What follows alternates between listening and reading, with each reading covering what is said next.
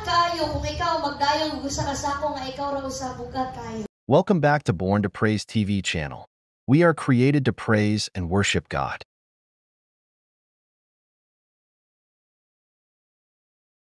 Apat kung naa kay kadayong mahimong gaan. So kung unsa man nga problema na ata igsoon, natas maginaswatanay ta sa atong kalisdanan. Kay sa hiusa mahimong ligon ta. Mahimong ligon ta, makapadayon ta. So, sa tanan nga atong buhaton igsoon, di mas kanang sa suffering gani nga gihuna-huna sa tawo nga gikumpara sa kalibutan nga kalisdanan, ato ning usbon. Nga ang tanang halos sa ng tawo ron kung makasinati o kalisdanan, magkutlo sa kinabuhi. Ang ubang tawo kung makasinatig suffering, ila kining ipahamtang pinagis kalagot, or mupatay ba sila laing tao, or manunglo bag laing tao, or kanang mangaway na sila lain ba? Kung ang usa gali ka tawo nag-suffer, mura nag-iyang isalikway tanang tao, or tanang nga naa niya para lamang mag-dwell siya na nga suffering.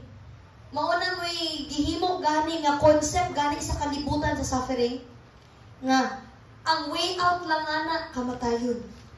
Muna'y gitudlo sa kalibutan.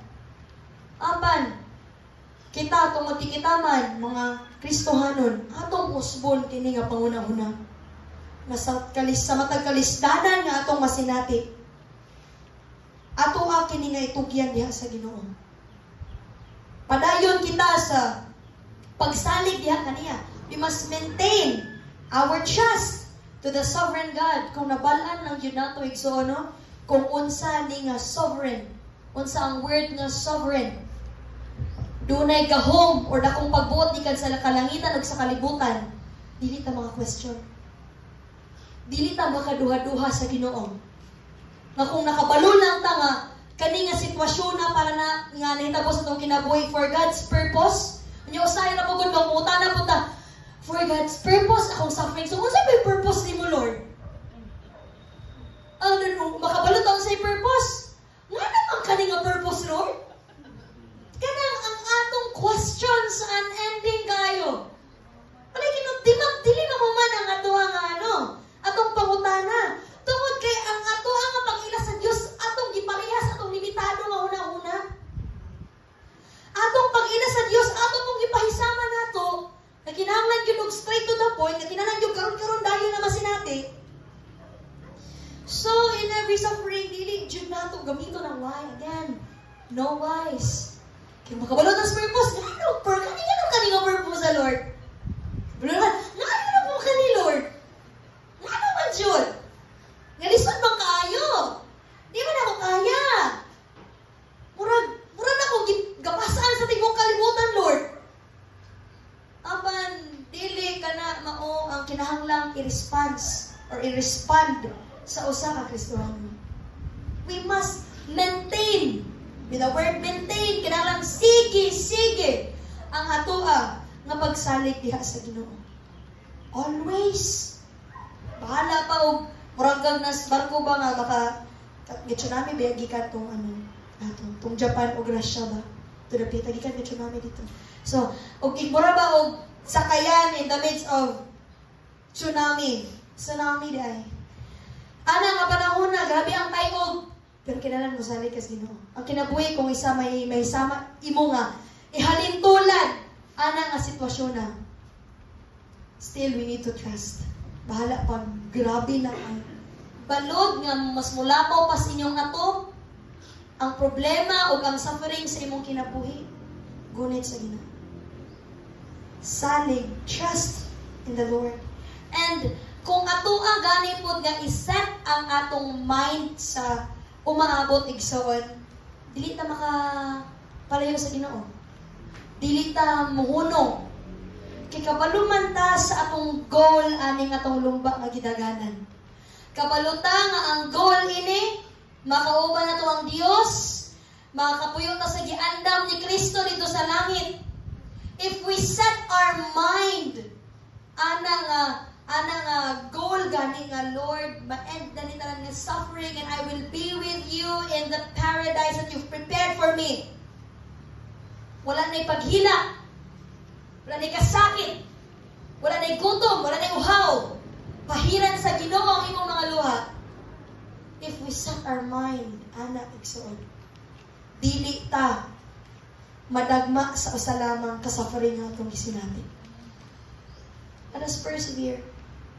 So, karon when you feel, kay sa panahon nga, kung makasinati na mo tag-suffering, we will feel spiritual crisis. Crisis sa espirituhanon na murag as if luya na iampo, or luya na iadto sa simbahan, or kapoy na kayo i-ministry, or sa pagbata sa buntag, di na ta makaampo. Pagkatulog sa gabi, Lord, you know everything. Amen. Close your eyes. Sleep na well. Or sa tanan nga kalisdanan, may ngon natang amanig sa tanan nga kanabi nagwala kay kwarta amo trabaho ra yun ko kay kung usa ka nang magpundo ko diri sa simbahan mo kay kwarta. Di ba? Kung kana ragani ang ato nga basihan igsuon, it is dili gyud na siya makapalahutay nato. Makapaluya na sa atong espirituhanon nga kinabuhi. Pero hinumduman nato kung naanataan ng sitwasyon sa spiritual crisis diin mura og luyan, murag masinati mo kunan nimo, mabati nimo nga luya ka. Mabati nimo nga lahi ra kaayo akong pag-ampo sa Ginoo atong panahon na. Lahi ra kaayo akong devotion sa Ginoo atong mga panahon na. Tungod tiga suffer ka. Na ako'y friend nga bago lang siya na pastor. Ana siya nga, grabe kayo kalisod siya. Baka sinati na ko, lahi na kayo itong naapa ko dira nga. Ako, una-una, ganahan ko mag-pray. Ako, una-una, ganahan kaayo ko nga magbasa sa pulong sa Ginoo. Ako kasing-kasing excited kaayo sa ministry. Nya karon nga, nahimo siya nga pastor. Nanam siya church man. Ana siya nga, nawala to tanan. Nawala iyang kadasig, nawala ang iyang excitement sa pagbasa sa pulong sa Ginoo. Nahimo na lamang routine ang iyang pag-ampo. Kapatid mo nahimo ng routine ba mura bag bless us O Lord for this day give. Nahimo na ng routine ang iyang prayer. Tungod kay nakasinati siya o financial nga kalisdanan. Ga-struggle siya sa iyang family. Ga-struggle siya sa ministry tungod kay gi-pressure siya sa iyang missionary nga, ano man yung gamay mo mga tao sa simbahan. Ano ba, na-pressure siya, nagproblema siya, bugat para niya iyang family. Everything is heavy for her. Naa siya sa spiritual niya nga crisis. Apan, niya na siya, pero siya nagtuurag yun ko nga ang balang espiritu magtabang na nako. Nagtuo ko nga ang Ginoo magtabang na yun nako. And I told her, nga ate, kanang muagig yun sa usa Kristohanon ang kinabuhi nga naglakaw ta sa desert. Sama sa katawan sa Israel nga nag-agi sa desert nga grabe ka uhaw, walay tubig ang disyerto, walay kapasilungan ang disyerto. Apan taliwala sa ilang paglakaw nga walay makita sa ilang palibot. Ang Ginoo ay nagbantay nila.